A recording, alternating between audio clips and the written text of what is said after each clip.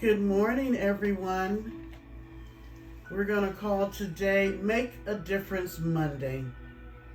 Meaning, why don't you do one thing today that can make the difference in someone's life?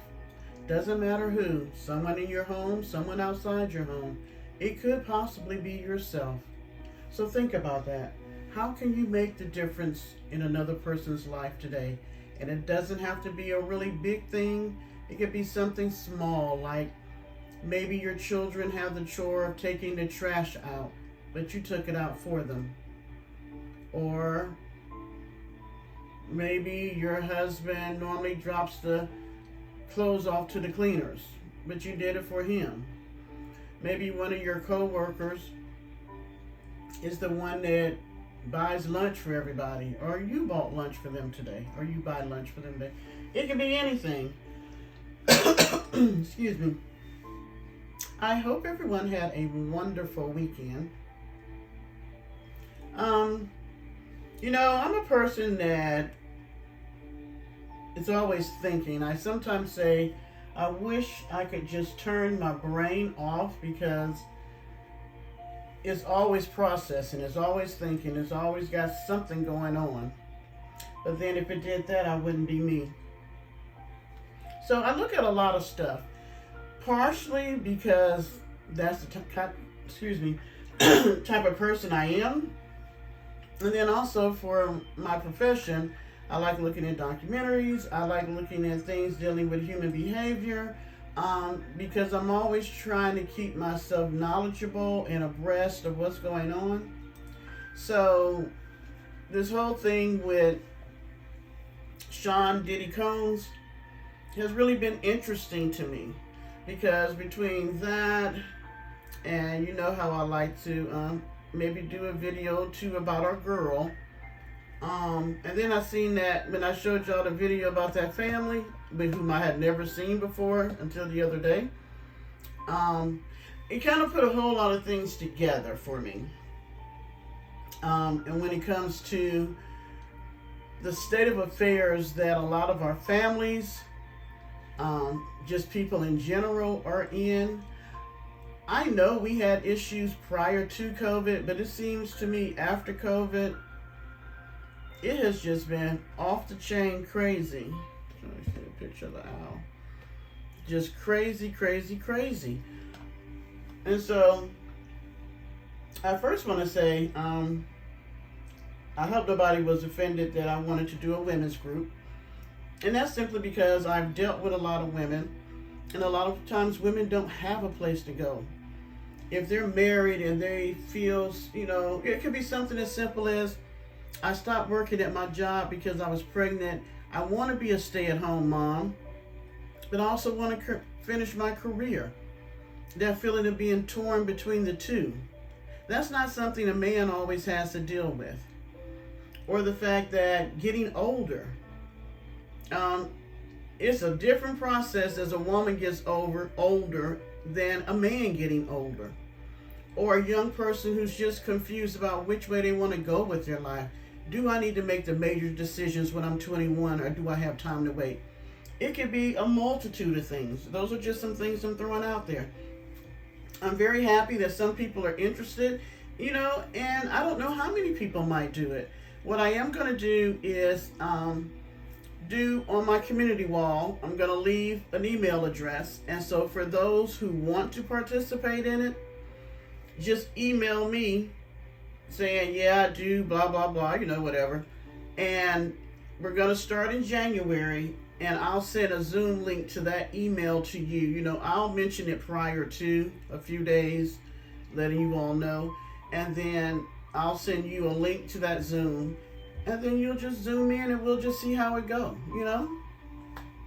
First 2 or 3 might be a little rocky because we're trying to get it all together. And I've never actually been the person over the Zoom, so I'm going to have to practice with that. But yeah, we're going to start in January. So be on the lookout on the community page for the email address that I post up. Also, I had a question. Do you think that if a young girl let's say 14, 15, dresses herself up to look older and go to a party, a club, or any type of gathering that has adults, and she's there flirting with men who are in their 30s, 40s, maybe 50s or 60s. Would it be her fault if the man wanted to take her home or get to know her better? Would it be her fault or would it be the adult man's fault? I'm curious, because I see a lot of women blaming, like Cassie and some of the other people, the 17-year-old who came out about being taken advantage of by Diddy and some of the other men that were with him. And they felt like the young girl knew what she was doing or whatever. Let me say this. I want y'all to seriously think back to when you were 16 and 17 and think about who you are now. Did you really know what you were doing at that age, or did you just think you knew what you were doing? As my grandma said, you was just smelling yourself. I knew that when we were able to get into places we know we weren't supposed to be into because they just didn't check our ID. We knew we weren't supposed to be in there. But we went anyway, because that's what young people do. They make crazy decisions. I mean, medically and mentally, you're not even fully developed at that time. And so the decisions that you make are decisions that could possibly get you hurt. You just don't process the whole thing. You think of what it is on front end. Me and my girlfriends want to see if we can get in this club because there's some cute older guys. You don't think about anything else but that. You don't think about what can happen once you get there, what can happen afterwards, any of that. And so young people make decisions. All of us have. If you say you didn't, you're not telling the truth. All of us have made some type of decision when we were younger in our teens that was not the best decision at that time. And so I just wanted to get an idea from the people that make comments in the chat. You know, what's your thoughts on that? Also, there was a comment about a person that put stuff on in my chat, but they also put stuff in Miss V chat. I don't care. I'm not the boss of a chat. You know what I'm saying? They can put whatever they want. If it's something that is extremely derogatory or negative or just nasty and mean, I'll just delete it. I don't get caught up into one person leaving a comment in my chat and leaving a comment in somebody else's. I don't care. It's YouTube. Leave a chat. I mean, your opinion doesn't have to be my opinion. You don't have to see things my way, nor do I have to see things your way. You know, so hey, we're all supposed to be grown. Everybody can have a say. Like I said, since it's my page, if I don't like it and it's derogatory, then I'll just delete it. Makes no difference to me. Like I keep telling people, what people say in the chat has no bearing on what I think and feel about myself and who I am. And these are people that I don't know. You know, there are some of you all that through your interaction with me through the chat, I would love to be able to meet you in person to see what type of person you are. And some I would not. But that's, if I met you in the grocery store and we just happen to be talking about the line being long, it would be the same thing. So yeah, so don't get caught up with folks say in the chat. I mean, you know, you got people who are going to be negative, and that's okay. That's how they choose to live their life. Can't change them. You know, we each have the ability to be who we want to be, act how we want to act, and, you know, each one of us suffer the consequences from that. I can tell you that having a negative attitude and having a negative life, you get negative results. You can really look at your life and tell what type of person you are, where you're at, what's going on, how things are going, your interactions with other people. I did also want to make a point saying that I say stuff about Miss V, and I know I said this in one of the other videos, but everybody don't watch all of them. I definitely believe there was something that went on in her upbringing that made her the woman she is now. I believe that before I seen her sister, and the two together definitely says there was some chaos, traumatic events, and things going on in their home as they were when they were children. So I don't take anything she says lightly when it comes to her abuse or anything. Matter of fact, I'm a big proponent of dealing with women who have been in those type of situations. So, yeah, I don't want anybody to ever think that I don't think that she's gone through something. She has. The sad part for me is that, you know, when we're children, we don't have control over how the adults are in our home, in our life, how they treat us, any of that. And unfortunately, a lot of us had to live in households that were detrimental to our physical, mental, and emotional health. The problem is, as you get older, if you don't learn how to process some of those things, the thing about trauma is it keeps you hostage, but it also, what's the word I wanted to use? It stops your emotional growth. You're going to grow up physically. You're going to go from a young girl, young boy, into a woman and a man. You're going to go and do things, as far as work, school, and all that. You may not be as successful as you might have been because those things you're still dealing with them. But then some people are able to push that stuff down and go on to have successful lives. The problem is emotionally stifled. That's the word I was thinking of. Your emotional well-being, your emotional health is stifled. And it pretty much stops at the place of the trauma. I've seen that in a lot of people. It's like I can be dealing with a grown woman who's 35, but emotionally does not know how to handle interactions with co-workers, family, even themselves. They are kind of high-strung. They're normally loud. They can be boisterous, or they can be the total opposite and go inward.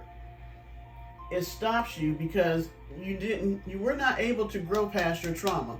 So that's why I think it's important to deal with that regardless of where you're at. If you 18 or 77, before you leave here, deal with the things that's stopping you from living, because to be honest, you hadn't really lived your life fully. That thing has done so much damage to you that there are parts of your life that you have not even been able to tap into and express yourself. That's what I see in her. I really do. I want to go. I love that quiet music. Just kind of serene. You can just think and work and not, think nothing of it. Now, I seen this the other day. Let's go here.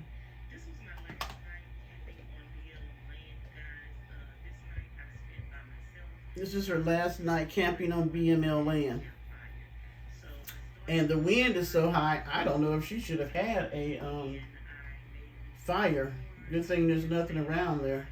So look at that wind, even though she got it on high speed. I'm showing this because it's interesting to me, the dynamics of what's going on in this friendship. And I say that because I noticed that they do stuff together, but they're not doing stuff together like they used to. Such as McDonald's, such as them going camping, but they didn't want to do the what is it, saltwater spring or springs, or with hot water, hot springs, whatever it is. I was just curious as why the two sisters went back home. Now, one, I fully understand. She has a husband. She got to get back home, see what's going on there. But I thought the whole purpose of Miss Charlene buying a van was for her to be able to get out and be able to see things. And yet she will only stay a couple of days, and then she goes back home. They did not want to go to the hot springs with her, and they pretty much left her out there to continue camping by herself. And I don't know if part of it is just they're not accustomed to living that lifestyle where you're out and you don't really wash and things like that. Or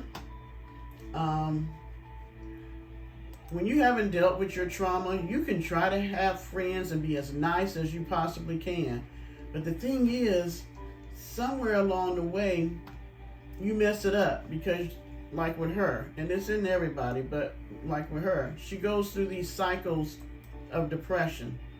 And I guarantee, with her birthday coming up, with it being the holidays and stuff, she's going through something because she keeps wanting to go out here and be by herself, even though she has the friends and want to spend time with the friends.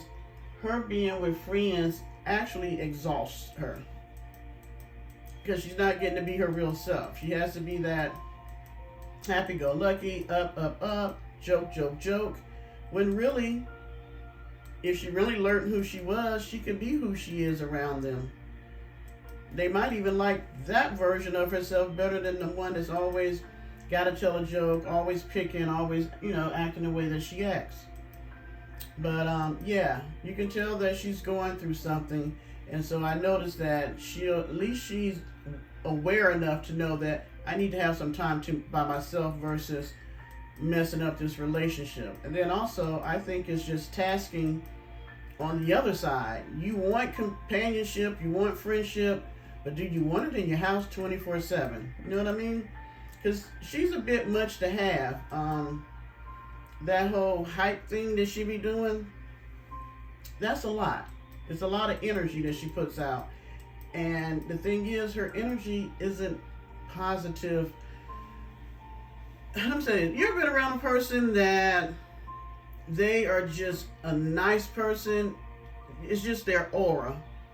It's like when you're around them, they're peaceful, they're uplifting, they make you feel good about yourself, even when they may not be saying anything to you about yourself. It's just everything about them is on a positive note.